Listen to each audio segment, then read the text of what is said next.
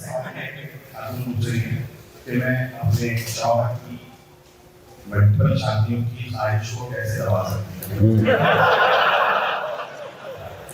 खातून पूछ रही है अपने शौहर की मल्टीपल शादियों की ख्वाहिश को कैसे दबा सकती हूँ। बैलेंस, चलें आगे, चलें आगे। भाई वो नहीं दबा सकती, ये मर्द हर ठरकी ही होते हैं माजरत के साथ। तो औरत की फितरत है कि वो अपने शौहर के लिए दूसरी बीवी कबूल नहीं करती, ये उसकी मोहब्बत है, तो ये है उसकी मोहब्बत, ये तो नेचर है औरत की। तो मैं कभी भी ख़वातीन को तरगीब नहीं देता अपने मियाँ की दूसरी शादी कराओ। ये ऐसे ही है जैसे आप बकरे को तरगीब दो कि कुर्बानी के लिए लेट जाओ। वो क्यों लेटेगा भाई, वो कहेगा तेरा फ़ायदा है मेरा थोड़ी फ़ायदा है। तो औरत की नेचर यही है, तो उनसे कहें कि आप लड़ती रहें, तुम नहीं करो। और वो रिक्शे पे लिख दे तप्पड़ है तो पास कर वरना बर्दाश्त कर, हिम्मत है तो कर ले, नहीं है तो नहीं कर।